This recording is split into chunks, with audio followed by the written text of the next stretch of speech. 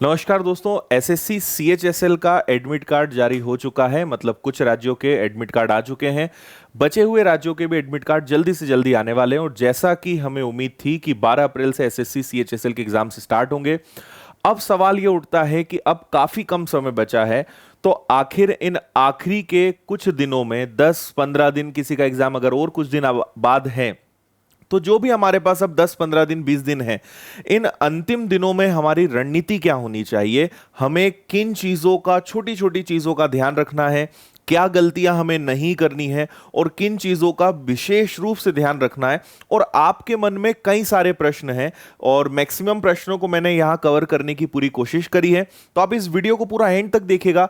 आपको बहुत सारी चीजें सीखने को मिलेंगी, बहुत सारी चीजें ये समझ में आएंगी कि हमें अब क्या क्या ध्यान रखना है और अब से हमारी रणनीति क्या होनी चाहिए, ताकि हमारे सिलेक्शन में कोई भी प्रकार की समस्या ना आए और हम इस बार अपना सिलेक्शन पक्का कर सकें। तो देखिए, यहां पे हम कई चीजों पे बात करेंगे। पहले तो आपको पैटर्न पता होना चाहिए क्या होता है, कट ऑफ लास्ट ईयर्स के क्या रहे, इस साल क्या हो सकता है, एलआरपी का रूल, जो अगर आप मुझसे हमेशा जुड़े रहे हैं तो आपको पता होगा, मैं एलआरपी की हमेशा बात करता हूं। स्पीड और एक्यूरेसी, कई सारे बच्चे इन दोनों शब्दों में कंफ्यूज होते हैं, या उन्हें एक्यूरेसी भी कोई चीज होती है ये पता ही नहीं है। प्रैक्टिस कैसे करनी है, किन सब्जेक्ट्स पे फोकस करना है, शेड्यूल क्या होना चाहिए, previous years questions, mock test हमें लगाने, इंपॉर्टेंट टॉपिक्स अगर पढ़ने हैं तो हम किन पर ज्यादा ध्यान दें, मोटिवेशन जिसकी आपको बहुत ज्यादा जरूरत है, और कुछ चीजें जो आपको इन अंतिम दिनों में ध्यान रखना है वो मैं आपको बताऊंगा। और 10 से 15 दिन में क्या जादू हो सकता है, क्या कोई जादू की छड़ी है जिससे हम एकदम अपने अंदर कोई एकदम क्रांतिकारी परिवर्तन ला सकें। तो ऐसे कई सारे प्रश्नों के मैं जवाब आपको दूंगा, कोशिश करेंगे कि हम एकदम टू द पॉइंट चलें। तो आइए सबसे पहले स्टार्ट करते हैं। देखिए, मुझे बिल्कुल उम्मीद है कि आप अगर काफी दिनों से इसकी प्रिपरेशन कर रहे हैं तो आपको इसका पैटर्न सिलेबस पता होगा, है ना। इसमें 4 सब्जेक्ट होने हैं, एक इंग्लिश रहेगा, जनरल इंटेलिजेंस जिसको हम रीजनिंग बोलते हैं, मैथ्स और जनरल अवेयरनेस। हर सेक्शन से 25 क्वेश्चंस होंगे, लेकिन मार्क्स 2 नंबर्स का ईच क्वेश्चन का होने वाला है। मतलब 200 मार्क्स आपका क्वेश्चन पेपर का रहेगा, क्वेश्चंस आपके पास 100 रहेंगे और आपके पास 1 घंटे का यहां पे समय रहेगा। तो अल्टीमेटली हमें 200 क्वेश्चंस की बात करनी है, 200 मार्क्स की बात करनी है एंड 100 क्वेश्चंस की बात करनी है।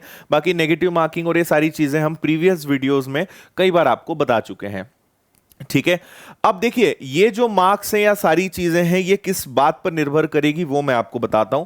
अगर हम बात करें लास्ट कुछ ईयर्स के कट ऑफ की, जैसे मैं सबसे पहले 2017, उसके बाद 2018 और फिर हम 2019 ले लें, और ये जो हमारा एग्जाम है 2020 के नोटिफिकेशन में है, लेकिन हो 2021 में रहा है, 2021 में हो रहा है। 2017 की मैं बात करूं, मैं केवल जनरल अनरिजर्व्ड की बात कर रहा हूं, बाकी कैटेगरी के मार्क्स और इससे कम रहेंगे, क्योंकि बहुत बड़ा चार्ट है, अगर हम ज्यादा उसकी गहराई में जाएंगे तो काफी कंफ्यूजन होगा। तो देखिए, 2017 में इसका जो कट ऑफ था वो 143.60 था, अप्रॉक्स मैं आपको बता रहा हूं। 2018 में कट ऑफ थोड़ा सा कम हो गया था, 139.50 था, लेकिन 2019 में इसका जो कट ऑफ है वो 159.50 था। आउट ऑफ 200 मैं बात कर रहा हूं। तो देखिए, अब सवाल उठता है कि 2020 में कट ऑफ कहां जा सकता है। तो इतना तो ऑब्वियस है कि इस बार कट ऑफ लास्ट ईयर से ज्यादा ही जाएगा, बट डिपेंड्स, अगर पेपर बहुत ज्यादा टफ हो जाता है सो मे बी कट ऑफ इसके आसपास रहे, या पेपर थोड़ा सा भी अगर उन्होंने इजी बना दिया। वैसे सीएचएसएल का पेपर काफी इजी होता है, बट स्टिल हम एक्सपेक्ट करेंगे कि हमारा जो कट ऑफ है वो 160 प्लस तो जाएगा ही। ये हमारी एक एक्सपेक्टेशन है, मतलब एक हमारा अनुमान है, एनालिसिस है कि इतना जा सकता है। तो अगर आप 160 प्लस आप टारगेट कर रहे हो, 170 या 175, तो आप एकदम सेफ जोन में हैं। लेकिन अगर इससे कम है तो आपको काफी एफर्ट्स लगाने पड़ेंगे। अब कई बच्चे यहां पे इतना सुनते से ही घबरा जाएंगे कि सर हमारे नंबर तो अभी 90, हमारे तो 100 ही आ रहे हैं, आप तो 160 का कट ऑफ बोल रहे हो। तो आप पूरी बातें थोड़ी ध्यान से सुनिए, आपको चीजें समझ में आएंगी कि क्या है। लेकिन जो फैक्ट है उसको चेंज नहीं किया जा सकता है। डेटा आपके सामने है कि क्या ट्रैक रहा है और इस बार हमें क्या उम्मीद है। आगे हम बढ़ते हैं। अब देखिए, नेक्स्ट एक चीज मैं हमेशा जो शेयर करता हूं सभी बच्चों के साथ, वो है मेरा एलआरपी रूल। एलआरपी रूल क्या होता है? LRP में L का मतलब होता है लर्न, फिर आता है R मतलब होता है आपका रिवीजन, और रिवीजन के बाद आती है आपकी प्रैक्टिस। और अगर आपने तीनों चीजों का बैलेंस बनाया, तीनों चीजों पे आपने काम किया, तो आपको सक्सेस होने से कोई भी नहीं रोक सकता है, राइट। अब देखिए, अब जो आपके पास समय है, आखिरी के हम 15 दिन पकड़कर चलें, तो आपके पास अब यहां पे लर्न वाला प्रोसेस गया। अगर कोई बच्चा अब सोच रहा है कि सर मैं आज से CHSL की प्रिपरेशन करूंगा, तो मेरा सजेशन है कि आप ऑलरेडी बहुत लेट हो चुके हो। आपको ट्राई जरूर करना चाहिए, मैं ये नहीं बोल रहा हूं कि नहीं, कोशिश भी मत करो, ट्राई करो, लेकिन दो चीजें होती हैं। आप ऑलरेडी बहुत लेट हैं, बहुत ज्यादा लेट हैं, इसको बहुत लेट भी नहीं कहेंगे, बहुत ज्यादा लेट है, क्योंकि नोटिफिकेशन कब निकला था कब। और अगर आप एकदम फ्रेशर हैं, तो इसको आप एकदम अपने दिमाग पर या टेंशन लेकर आप पढ़ाई ना करें। आप केवल इस हिसाब से करिए कि ठीक है, अब इन आखिरी दिनों में जितना बेस्ट हो सकता है मैं करने की कोशिश करूंगा, क्योंकि लर्न मतलब सीखने का समय आपका जा चुका है। अब आपको दो चीजों पर काम करना है, पहला है प्रैक्टिस और दूसरा है रिवीजन। अब रिवीजन किसका करना है, पूरे सिलेबस का करना है क्या? तो नहीं, अब आप पूरे सिलेबस का भी रिवीजन नहीं कर सकते। आपके लिए अगर अब सबसे इंपॉर्टेंट चीज सिलेक्शन के लिए मैं कहूं, तो वो है प्रैक्टिस। आप जब प्रैक्टिस करोगे, प्रैक्टिस कैसे करना है उसके बारे में मैं आपको बता रहा हूं। प्रैक्टिस में बेसिकली दो चीजें आएंगी, प्रैक्टिस के अंतर्गत दो चीजें आएंगी। सबसे पहली चीज होगी आपके मॉक टेस्ट। आप ऑनलाइन टेस्ट लगाइए, ऑफलाइन टेस्ट लगाइए, नॉट वेरी इंपॉर्टेंट, बट आपको अब मॉक टेस्ट लगाने, प्रैक्टिस आपको करनी है। और दूसरा, आपको प्रीवियस ईयर्स के क्वेश्चन सॉल्व करना है।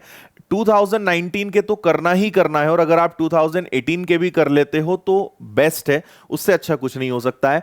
हमारी ऐप पर ये पेपर्स डले हुए हैं, आप यहां से डाउनलोड कर सकते हो, मैं आगे उसकी प्रोसेस बता दूंगा।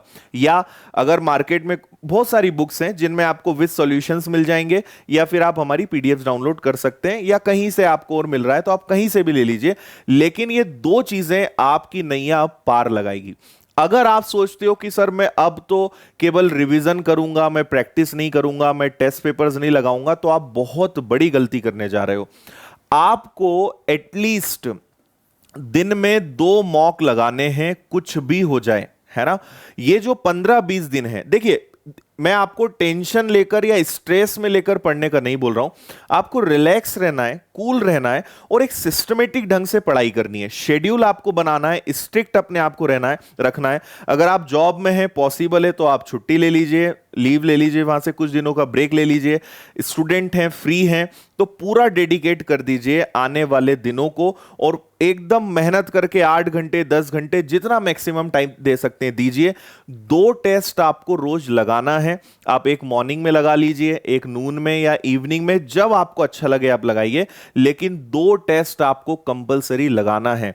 यहां से चीज निकल के आएगी रिवीजन के लिए। अब आपसे जो नहीं बन रहा है, जिन टॉपिक्स में आपको दिक्कत जा रही है, मान लीजिए मैथ्स में आपसे परसेंटेज और रेशो तो बहुत अच्छे से बन रहा है, लेकिन प्रॉफिट एंड लॉस में दिक्कत आ रही है, प्रॉफिट एंड लॉस के क्वेश्चंस ज्यादा टाइम ले रहे हैं या बार बार गलत हो रहे हैं, तो आपको प्रॉफिट एंड लॉस रिवीजन करना है, ना कि percentage and ratio.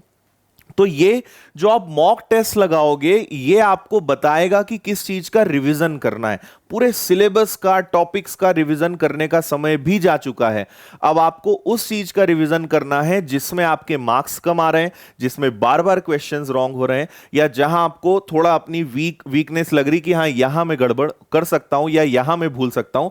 I am talking about all subjects, मैं हर सब्जेक्ट की बात कर रहा हूं। सभी में आपका सिस्टम यही होना चाहिए, ठीक है। प्रैक्टिस के बारे में थोड़ी देर बाद मैं आपको कुछ चीजें और बताऊंगा, वन बाय वन हम पॉइंट वाइज चलेंगे, सारी चीजें मैं आपको क्लियर करूंगा। तो आई होप कि आपको इतना समझ में आया होगा।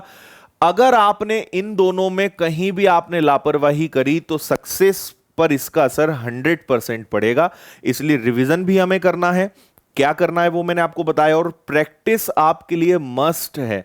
जितने ज्यादा, मैं आपको ये कहूंगा कि करीबन आप ट्राई करिए कि एटलीस्ट 40+ टेस्ट आप लगाइए, है ना। आप चाहें तो प्रीवियस ईयर्स क्वेश्चंस को भी एज ए टेस्ट आप लगा सकते हो। एक प्रीवियस ईयर्स का पेपर उठा लो और पूरे 1 घंटे ईमानदारी के साथ, एक प्रॉपर सीक्वेंस के साथ, पूरे इस तरीके से मान के कि आप एग्जाम सेंटर में ही बैठे हो और उसी तरीके से पेपर दीजिए।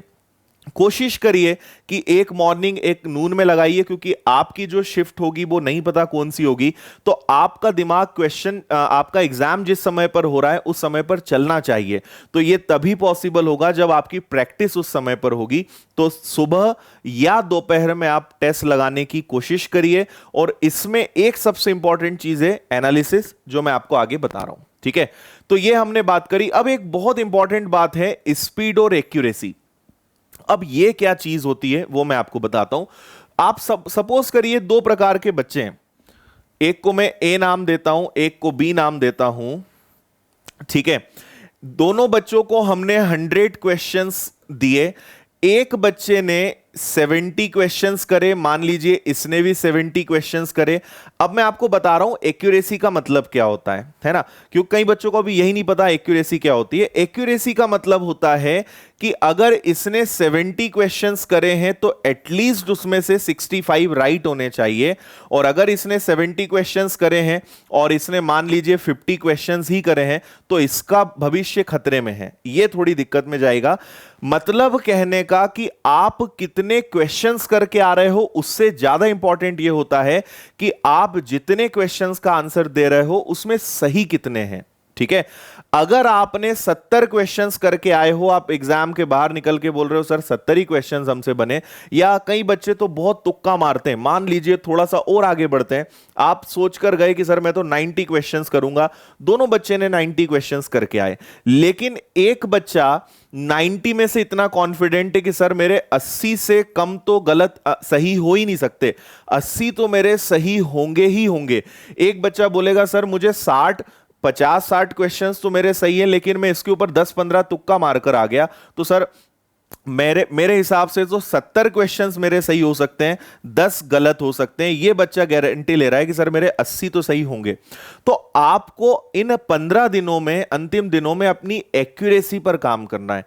ज्यादा क्वेश्चंस करके आने से भी ज्यादा इंपॉर्टेंट है कि जितना आप कर रहे हैं उसमें सही का परसेंटेज ज्यादा हो। ठीक है, तुक्का आपको नहीं मारना है, बेवजह कुछ भी नहीं लगाना है। 0.5 की नेगेटिव मार्किंग है, आपको पता है ना। तो आपको एक्यूरेसी पे काम करना है। आपके 50 क्वेश्चन सही हो, लेकिन आपको इस लेवल का बनना है कि 50 में से मेरे 46-47 करेक्ट होना चाहिए। इस टारगेट के साथ आज से काम करिए। अभी गैप काफी हो सकता है कई बच्चों का, लेकिन आप अगले 10-15 दिन इस फोकस के साथ अगर आप पढ़ाई करते हैं, आपके अंदर बहुत इंप्रूवमेंट होगा। एक्यूरेसी, स्पीड से ज्यादा एक्यूरेसी इंपॉर्टेंट होती है। और सबसे पहले जब तक आपकी एक्यूरेसी नहीं सुधरेगी तब तक आपकी स्पीड भी नहीं आएगी, है ना। कई बच्चे सोचते हैं सर स्पीड नहीं बन रही, हमसे जल्दी जल्दी क्वेश्चन सॉल्व नहीं हो रहे हैं। मैं दावे के साथ बोल सकता हूं कि ऐसे बच्चों की एक्यूरेसी भी कम होगी। वो करते बहुत सारे क्वेश्चंस होंगे लेकिन गलत भी बहुत होते होंगे, क्योंकि वो स्पीड पर फोकस कर रहे हैं। वो सोच रहे हैं मुझसे जल्दी जल्दी बने। जल्दी जल्दी करने में आप हमेशा गलती करेंगे। तो स्पीड के पहले एक्यूरेसी आती है। जब तक आपका सही का परसेंटेज ज्यादा नहीं होगा तब तक आप ज्यादा जल्दी भी क्वेश्चंस नहीं कर पाएंगे। तो मेरा सजेशन है आप जितना करें उसमें से ज्यादा क्वेश्चन सही होने चाहिए। ये जब आपकी हैबिट बनेगी, अपने आप आपकी स्पीड भी बढ़ेगी और टाइम भी कम लगेगा। एक बार आप इस चीज को मानकर देखिए और अगले 15 दिन इन छोटी छोटी बातों का विशेष ध्यान रखिए। क्योंकि जब हम घर पे टेस्ट लगाते हैं, मोबाइल पर लगाते हैं, लैपटॉप पर लगाते हैं, ऑनलाइन टेस्ट लगाते हैं, हमारा परफॉर्मेंस काफी अच्छा होता है, लेकिन वही प्रश्न आपको एग्जाम में कंफ्यूज कर देता है या हमसे नहीं बनता है। उसका कारण है हमारा जो माइंड सेटअप है ना। घर पे हम काफी कंफर्टेबल होते हैं, एक आध 2 मिनट 4 मिनट ऊपर भी हो जाए तो हम एडजस्ट कर लेते हैं। यही गलती आपको नहीं करनी है। जैसा पेपर में होगा, जैसा पेपर में आपको टाइमिंग मिलेगा, एज इट इज आपको करने की कोशिश करना है। बिल्कुल इधर उधर आपको नहीं करना है। और आप अगर एग्जाम के पहले 40 बार, मैं आपको बोल रहा हूं कि आप 40 टेस्ट लगाओ, 40 टेस्ट इस तरीके से लगाओ कि आपने CHSL के 40 बार एग्जाम दिए हो। इतना शानदार पेपर आपका जाएगा। और जैसा परफॉर्मेंस आपका घर में अच्छा परफॉर्मेंस होता है, उससे भी अच्छा पेपर आपका जाने वाला है। क्योंकि आप एकदम, आपने प्रैक्टिस कर चुके हो, आप कूल एकदम रिलैक्स होकर पेपर दे रहे हो, पेपर उतना ही अच्छा जाएगा। जितना स्ट्रेस लोगे, जितना माइंड को आप एकदम डाइवर्ट करते रहोगे, जितना प्रेशर में काम करोगे आपका परफॉर्मेंस बिगड़ेगा। और ये हर चीज हमारी जो एग्जाम का एक पार्ट होता है। केवल पढ़ने से या बहुत हम बस पढ़ते रहें, उसके अलावा इन चीजों का भी बैलेंस करना जरूरी है। This is also part of examination, right. चलिए वापस आते हैं प्रैक्टिस के बारे में। मैं आपको बता चुका हूं कि प्रैक्टिस आपको डेली 2 टेस्ट लगाने ही हैं, ठीक है, और एकदम एग्जाम के तरीके से लगाना है। और प्रैक्टिस के लिए सबसे इंपॉर्टेंट चीज, मेरी बात याद रख लीजिए, एनालिसिस। अगर आपने, कई बच्चे क्या देखते हैं, ठीक है सर हमने 100 क्वेश्चंस लगाए, हमारे उसमें से 50-60 सही निकले, अब हम कल फिर और लगाएंगे या दोपहर में एक और लगाएंगे। आप अगर 1 घंटे पेपर लगा रहे हो ना, तो 2 घंटे एनालिसिस पे देना। आपके जो सही हुए उनको साइड कर दो, वो तो सही है, वो आपको आता है। जो आपसे नहीं बना उस पर आपको बहुत मेहनत करने की जरूरत है। अगर आपने बस अपना मार्क्स निकाल लिया, चेक कर लिया कि हाँ मेरे इतने सही इतने गलत है, काम खत्म, नहीं, आप इसके लिए टेस्ट नहीं लगा रहे हो। आप टेस्ट इसलिए लगा रहे हो कि पहले मुझे पता चले कि मेरे सही कितने, उनको मैं साइड करूं। अब जो मेरे गलत हुए हैं, मुझे इन पर 2 घंटे बिताना है, 1-2 घंटे 3 घंटे जितना समय लगे बिताओ। एनालिसिस बहुत डीपली करो और कसम खा लो कि ये मुझसे अब गलती हुई है ना छोटी छोटी, अगली बार ये गलतियां रिपीट नहीं होंगी। गलतियां नहीं होंगी चलेगा, न्यू मिस्टेक्स होंगी चलेगा, लेकिन जो गलती मैं एक बार कर चुका हूं वो अब दोबारा मुझे नहीं करनी है। तो एनालिसिस पर विशेष ध्यान दें, नहीं तो आप 40 नहीं 400 पेपर लगा लो, अगर एनालिसिस आप अच्छे से नहीं करेंगे तो आपके मार्क्स स्टेबल रहेंगे, उसमें कोई इंप्रूवमेंट नहीं आएगा। इसलिए एनालिसिस जब आप करते हो तो करेक्ट क्वेश्चंस आपके बढ़ते जाते हैं, रॉन्ग आपके कम होते जाते हैं। और ये एनालिसिस पर डिपेंड करेगा आप कितनी ईमानदारी के साथ, कितनी शिद्दत के साथ और कितने फोकस के साथ आप एनालिसिस कर रहे हैं, ये विशेष ध्यान रखिएगा। और पेपर भी जब आप लगाते हो तो एकदम मान कर चलो एग्जाम में बैठे हो, कोई डिस्टरबेंस नहीं उस 1 घंटे तक। चलिए अब मैं आपको एक चीज बताता हूं कि देखिए हमारे पास 3 सब्जेक्ट ऐसे हैं जो स्कोरिंग है, इंग्लिश है, मैथ्स है और रीजनिंग है। ये तीनों स्कोरिंग सब्जेक्ट हैं। आखिरी के दिनों में ऐसा नहीं है कि हमें जीएस पे ध्यान नहीं देना है, साइंस पे नहीं देना है, लेकिन अगर स्कोरिंग सब्जेक्ट की बात करें जहां पे हम मोर देन 90% मार्क्स ला सकते हैं, तो वो ये 3 सब्जेक्ट हैं। जीएस आप कितना ही पढ़ लीजिए, करंट अफेयर्स कितना पढ़ लीजिए, साइंस आप कितना ही पढ़ लीजिए, आप फिर भी सब कुछ नहीं जानते हैं, आपको 100% इंफॉर्मेशन उसकी नहीं है। लेकिन आप मैथ्स पे अच्छी प्रैक्टिस कर लें तो आप 100% मार्क्स ला सकते हैं, क्योंकि यहां आउट ऑफ सिलेबस कुछ नहीं होता है और सीएचएसएल का पेपर बहुत आसान आता है। आप 100% मार्क्स ला सकते हो, इवन मैथ्स और रीजनिंग में तो आप ला ही सकते हैं। इसलिए इन आखिरी दिनों में जीएस में जब भी आप जीएस में कोई क्वेश्चन करेंगे, माफी चाहूंगा 1 मिनट।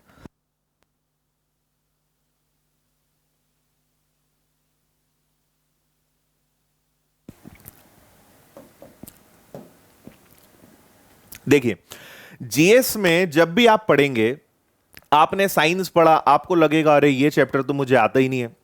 आपने हिस्ट्री पढ़ा, तो आप जब कोई नया क्वेश्चन आएगा, कुछ आएगा, आपको लगेगा मुझे ये भी पढ़ना है। और जीएस का अंत नहीं है, जीएस में बहुत सारी चीजें होती हैं। तो आपको जितना आपने पढ़ लिया, जितना पढ़ सकते थे वो हो गया। अब आपको फोकस किन पे करना है, इन पर ज्यादा करना है। और यहां जहां रिवीजन करने की जरूरत लगे, करंट अफेयर्स आप जानते हो, आपको पिछले 6 महीने का कम से कम पढ़ के जाना चाहिए। हिस्ट्री है, ज्योग्राफी है, पॉलिटी है, साइंस है, पढ़िए, मना नहीं है, लेकिन उतना जितना कि ये बाकी चीजों को डिस्टर्ब ना करे। लेकिन अब प्रायोरिटी की बात है तो हमें इन पर ज्यादा प्रायोरिटी देनी है, इस बात का विशेष ध्यान रखिएगा, ठीक है। क्योंकि ये स्कोरिंग है, आप अगर ये 75 क्वेश्चन है तो मैं दावा करता हूं अगर आपने बहुत अच्छे से मेहनत करी है, थोड़ा भी अगर आपने सीरियस लिया है, तो आप 75 में से 65 से 70 मार्क्स आराम से ला सकते हो। इतना लाना ही चाहिए आपको, ठीक है। और बचा हुआ आप किससे कवर करेंगे, ऐसा नहीं कि इसमें से बनेगा नहीं, बनेगा आपको यहां भी। लेकिन साइंस के अगर 5 क्वेश्चंस आएंगे तो 4 तो दे दोगे, एक तो ऐसा जरूर बोर्ड जानबूझकर देते हैं कि कितना ही बच्चा समझदार हो, कितना ही पढ़ाओ, वो भी एक बार सोच में पड़ जाएगा। पर मैथ्स में ऐसा वो नहीं कर सकते। हां, मैथ्स में 1-2 क्वेश्चन थोड़े टफ हो सकते हैं, लेकिन पूरा पेपर एकदम वैसा कर दें ऐसा नहीं हो सकता है। तो आप यहां पे 65 से 70 मार्क्स लाने का टारगेट करिए। मतलब 200 में से आपको करीबन 140 मार्क्स तो यहीं से लाना है, ठीक है। या आप और थोड़े कमजोर हैं तो आप 130 का टारगेट यहां बना लो, और बचे हुए जो 30 मार्क्स हैं वो आपको यहां लाना है। ये एक मिनिमम बात कर रहा हूं मैं आपको, है ना, कि 65 क्वेश्चंस यहां करिए, 15 क्वेश्चंस यहां करिए, इतना तो आपको करना ही चाहिए, ठीक है। और अगले 15 दिन है आपके पास, आप अपनी आज की स्थिति मत देखिए, एकदम पॉजिटिव थिंकिंग के साथ आज से शुरू कर दीजिए कि अब मेरा यह लक्ष्य है कि अगले 12 दिन 15 दिन के अंदर मुझे यहां पर पहुंचना है, इतने नंबर तक जाना है, और वो धीरे धीरे इंप्रूव होगा। ऐसा नहीं कि आपने आज टेस्ट लगाया और कल से आपके नंबर बढ़ेंगे, 2 दिन 3 दिन 4 दिन 5 दिन, लेकिन आपको इंप्रूवमेंट दिखेगा और आप आने वाले 15 दिनों में वहां तक बिल्कुल पहुंच सकते हैं। कितनी मेहनत आप कर रहे हैं उस बात पे डिपेंड करेगा। चलिए, अब मैं, कई बच्चे बोलते हैं सर शेड्यूल क्या रखना चाहिए, कितने घंटे हम पढ़ें। 8 से 10 घंटे आप पढ़िए, है ना। बाकी मैंने आपको चीजें बताई हैं, सभी के लिए एक जैसा शेड्यूल नहीं हो सकता। हम सभी को नहीं बोल सकते कि इतने बजे उठना है, इतने बजे आपको सेट लगाना है। सबका अपना रूटीन है, सबका अपना एक स्लीपिंग आवर होता है, सबका अपना एक साइकिल होता है। तो ये फिक्स नहीं किया जा सकता है कि इतने बजे उठना है, इतने बजे सोना है, इतने बजे आपको टेस्ट लगाना है। ये आप अपनी कंफर्टेबिलिटी के हिसाब से डिसाइड करिए, लेकिन 8 से 10 घंटे पढ़ना है। थोड़ा बहुत आप इसमें कम कर सकते हैं अगर आपका अच्छा लेवल है या आपके पास समय की वाकई में दिक्कत है, लेकिन इतना आपका होना चाहिए। 2 टेस्ट आपको कंपलसरी लगाना है, इससे कम में काम नहीं चलेगा अब, ठीक है। और आपके जहां जहां टॉपिक में दिक्कत आ रही है उस पर आपको रिवीजन करना है, थोड़ा सा करंट अफेयर्स पे काम करना है, प्रीवियस ईयर्स क्वेश्चन सॉल्व करना है। तो आप अपने हिसाब से थोड़ा शेड्यूल में अब इन चीजों को सेट करिए, हर चीज को 1-1 2-2 घंटे में आप बांटिए और उस पर काम करिए। चलिए, प्रीवियस ईयर्स क्वेश्चंस मैं आपको बता देता हूं। जैसे मैंने आपसे कहा, प्ले स्टोर पे जाइए, द विनर्स इंस्टीट्यूट की ऐप सर्च कीजिए और आपको यहां पे प्रीवियस पेपर्स में एसएससी सीएचएसएल के पेपर्स आपको आराम से मिल जाएंगे। अगर आपने डाउनलोड नहीं करे हैं तो यहां से आप फ्री में डाउनलोड कर सकते हैं, ठीक है। लेकिन प्रीवियस पेपर्स लगाना इज मस्ट, बहुत इंपॉर्टेंट है। इसके बिना आप बिल्कुल भी एग्जाम में मत उतरिएगा। पुराने प्रश्न आपको जरूर हल करना है, 2019 के तो करना ही, और अगर 2018 के कर लो तो वेल एंड गुड, और अच्छी बात है, ठीक है। मॉक टेस्ट के बारे में मैं आपको बता चुका हूं। अगर आप चाहें, आपके पास अगर ऑलरेडी मॉक टेस्ट है तो बहुत अच्छी बात है। अगर आप चाहते हैं तो विनर्स की ऐप पर आपको सिर्फ 149 रुपीज में आपको 25 पेपर्स मिल जाएंगे। 25 पेपर्स आपको मिल जाएंगे ऑनलाइन, आप वो लगा सकते हो, आपके पास जो भी हो। मैं ऐसा नहीं बोल रहा हूं कि नहीं विनर्स के आप लगाइए, अगर नहीं है तो आप ले सकते हैं, आपके पास ऑलरेडी है, बहुत अच्छी बात है। कहीं से भी प्रैक्टिस करिए, लेकिन प्रैक्टिस करिए, ठीक है। मॉक टेस्ट भी लगाने हैं, पुराने पेपर्स भी लगाने हैं, ये दोनों काम आपको विशेष रूप से करना है ना। कितने करना है वो मैं आपको बता चुका हूं। अब बात आती है इंपॉर्टेंट टॉपिक की, तो मैं आपको जैसे मैथ्स का बताता हूं। सबसे पहले अगर मैं सिर्फ मैथ्स की बात करता हूं तो देखिए, एक हो गया ट्रिग्नोमेट्री, एल्जेब्रा, ज्योमेट्री, ठीक है। इसके बाद आपका डीआई, और अगर हम इसमें आगे बढ़ते हैं तो फिर आपका प्रॉफिट एंड लॉस और परसेंटेज। ये 4 या 5 ही ऐसे टॉपिक हैं जिनसे लगभग आप मान के चलिए 25 में से 15 या 16 क्वेश्चंस पुराने पेपर्स का आप एनालिसिस करिए, आपको यहां से मिलेंगे। तो ये जो 5-6 टॉपिक्स हैं, इनसे ही 15 से 16 आपके क्वेश्चंस बनेंगे, और ये आते ही आते हैं इनसे। जैसे ट्रिग्नोमेट्री से 3-4 क्वेश्चंस आ जाते हैं, अलजेब्रा से 2 से 3 क्वेश्चंस आ जाते हैं। इन पर विशेष काम करिए, इनको छोड़िएगा मत, ये आपको जरूर और जरूर करना है, ये ध्यान रखना, ठीक है। इनसे आपके क्वेश्चंस आए थे, बाकी जब आप करेंगे तो आपको समझ में आएगा।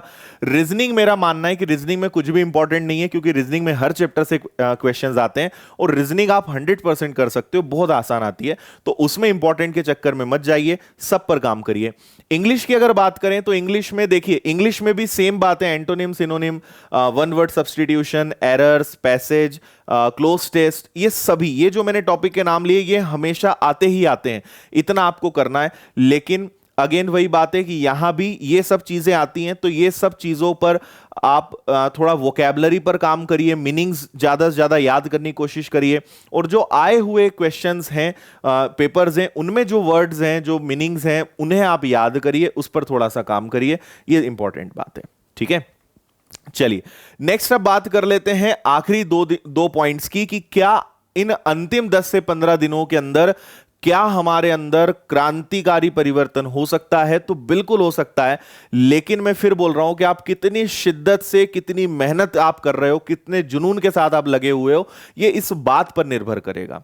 इसलिए ये 10 से 15 दिन जादू की छड़ी की तरह घूम सकते हैं, लेकिन आपको फोकस सिर्फ और सिर्फ अपनी पढ़ाई पर लगाना पड़ेगा।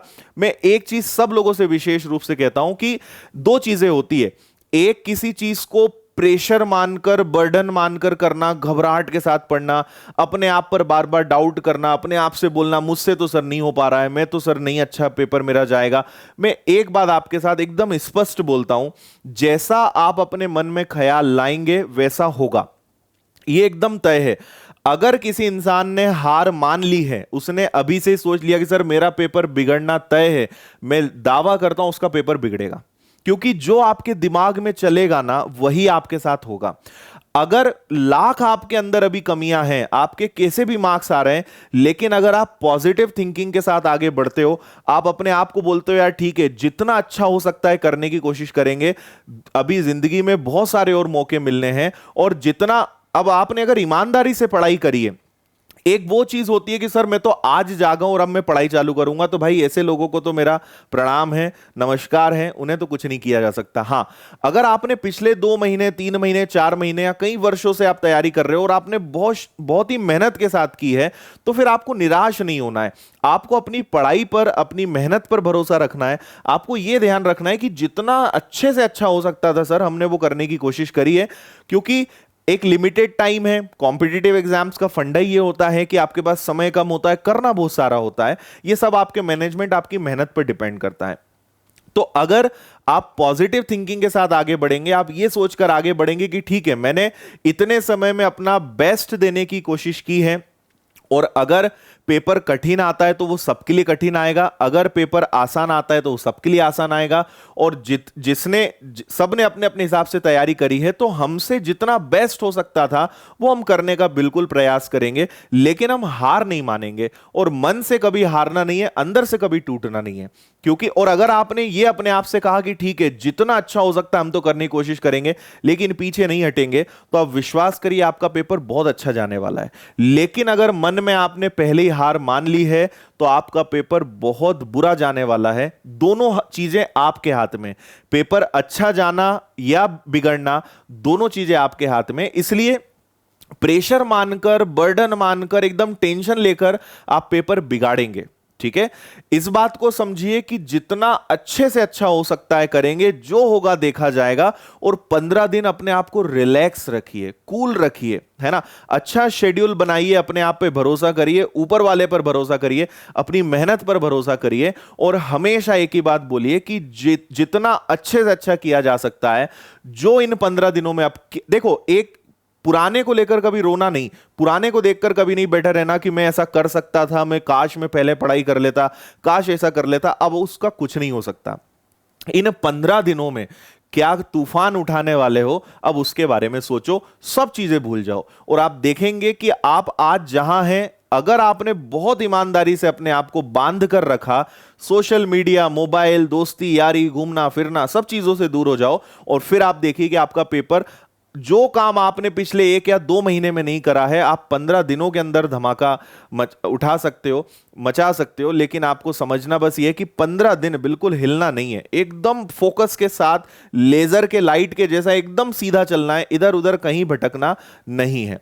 तो हां, 15 दिन में जादू हो सकता है, लेकिन उसके जादूगर भी आप ही रहेंगे। और 15 दिन में नहीं तो कुछ नहीं बदल सकता है, उसके जिम्मेदार भी आप ही रहेंगे। तो उम्मीद करता हूं कि आपको कई सारी बातें समझ में आई होंगी, आपके कई प्रश्नों का जवाब आपको इस वीडियो के माध्यम से मिला होगा। अभी भी अगर आपको कोई डाउट है, और कोई क्वेश्चन आप चाहते हैं, और कोई प्रश्न मुझसे पूछना चाहते हैं, तो कमेंट जरूर करके जाइएगा। कोशिश करूंगा मैं कि आपको अगेन वीडियो के माध्यम से उन सभी प्रश्नों के मैं जवाब दूं। आखिरी एक बात आपको बता देता हूं, कई बच्चे जो हमसे पेड कोर्स में नहीं पढ़ते हैं, हमारी एक मैथ्स स्पेशल चैनल है आदित्य पटेल विनर्स। इसमें मैथ्स के कई सारे इंपॉर्टेंट टॉपिक्स यहां पे मैंने दिए हैं जो आपके एग्जाम के लिए काफी हेल्पफुल रहेंगे। इसके अलावा आप इस चैनल पे अगर आपने सब्सक्राइब नहीं करा है तो सब्सक्राइब जरूर करिएगा। और विनर्स की टोटल 4 चैनल है जहां पे आपको हर प्रकार का कंटेंट मिलेगा। हमारी एक मोटिवेशनल चैनल है, इसको एक बार आप जरूर विजिट करिएगा, आपको आनंद आ जाएगा। आपको लगेगा कि हाँ सर, इन्हीं वीडियोस की मुझे जरूरत थी, मुझे अब हर प्रश्नों का जवाब मिल गया है और मिलता रहेगा इस चैनल के माध्यम से। जॉब अलर्ट की हमने एक स्पेशल चैनल बनाई है जहां पे आप कोई भी वैकेंसी, कोई भी अपडेट है वो आपको सबसे पहले विनर्स आप तक पहुंचाने का प्रयास करेगा। और मैथ्स की हमारी स्पेशल चैनल है आदित्य पटेल विनर्स। तो आप इन चारों चैनल को सब्सक्राइब जरूर कीजिएगा। और विनर्स की ऐप अगर आपने डाउनलोड नहीं करी है तो करिए, प्रीवियस पेपर्स डाउनलोड करिए। टेस्ट सीरीज मात्र 149 में आपको 25 पेपर्स मिल जाएंगे, ये आप यहां से ले सकते हैं। सो थैंक यू, बहुत बहुत धन्यवाद आप सभी का। वीडियो अच्छा लगा तो लाइक करके जाइएगा, नए हैं तो सब्सक्राइब जरूर करिएगा। और जो भी आपको इस वीडियो के माध्यम से अगर वास्तव में आपको लगा कि नहीं ये वीडियो ने मुझे कई सारी चीजें सिखाई हैं, तो अपना एक प्यारा सा कमेंट करके जरूर जाइएगा। बहुत बहुत धन्यवाद, मिलते हैं फिर नेक्स्ट वीडियो में और फिर कुछ नई चीजें आपके साथ शेयर करेंगे। Thank you.